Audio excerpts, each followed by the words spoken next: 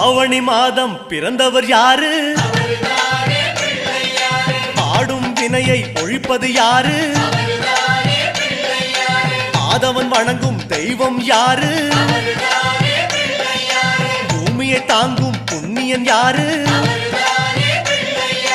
அனலாசுரனை தின்றது யாரு? ஆணவம் நீக்கும் நாயகன் யாரு?